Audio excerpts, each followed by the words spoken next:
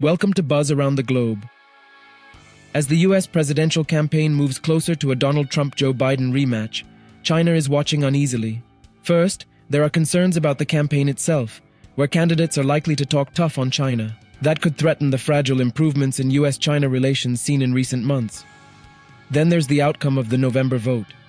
Neither candidate is particularly appealing to Beijing. While Biden has looked for areas of cooperation with China, Beijing is concerned about his efforts to unite allies in the Indo-Pacific in a coalition against China. It's also nervous about his approach to Taiwan, after he has repeatedly said he would have U.S. troops defend it in a conflict with China. Trump, with his isolationist approach to foreign policy, might be more hesitant to defend Taiwan. But nothing can be ruled out given his unpredictability and his tough rhetoric on China, which he blames for the COVID-19 outbreak that dogged the end of his term. He also could deepen a trade war that hasn't eased since his presidency.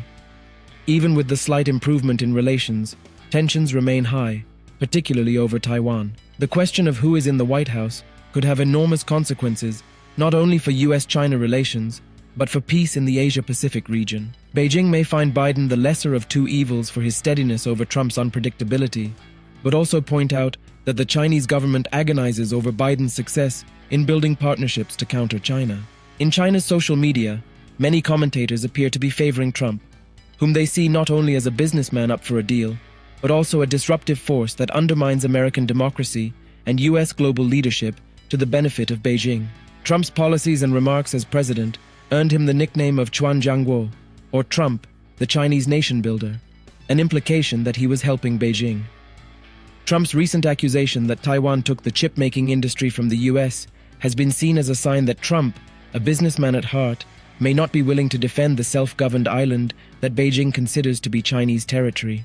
Experts caution against nationalistic sentiments in China that could be at odds with government officials and elites. They believe that with Trump, there is no flaw to U.S.-China relations, and Trump poses great risks and uncertainties, including the possibility of a military conflict. Analysts say there might be some benefit associated with Trump's potential to damage alliances and partnerships, shaking the world's confidence in America's leadership. But the benefit for China will not be able to offset the even more significant damage he would impose on the relationship with China. Trump started off on the wrong foot with China when he took a congratulatory call on his 2016 election victory from the president of Taiwan, angering the government in Beijing, which opposes any official contact between Taiwan and foreign governments. Relations appeared to get back on track in 2017 when Chinese President Xi Jinping visited Trump at his Mar-a-Lago resort in Florida in April, and 6 months later, hosted the U.S. president in Beijing with a dinner at the Forbidden City, the former imperial palace. But in 2018, Trump started a trade war by imposing tariffs on Chinese imports.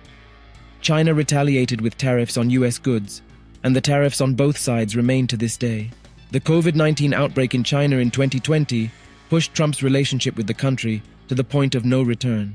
As the virus spread to the United States, he tried to deflect criticism of his handling of the pandemic by blaming China, drawing strong rebukes from Beijing. When Biden and Trump squared off in 2020, U.S. intelligence agencies reported before the election that China viewed Trump as unpredictable and opposed his re-election.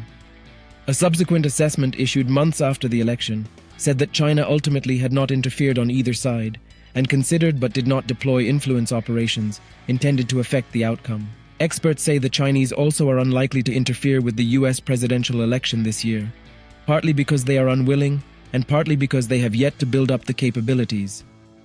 If Beijing is to interfere, it is more likely to try to discredit U.S. democracy, amplify partisan discord, and undermine faith in the election process, they say. Once elected, Biden kept his predecessor's China policy. Not only did he keep the tariffs, but Biden also limited access by Chinese companies to advanced technologies, sanctioned Chinese officials over human rights violations, and expanded restrictions on China-bound U.S. monies. Biden's Secretary of State, Antony Blinken, in 2022 called China the most serious long-term challenge to the international order.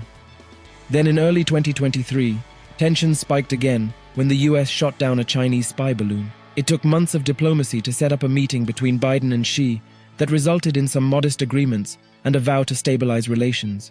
As the election for the new president nears, China's hopes of dominance in relations with U.S. remain weak.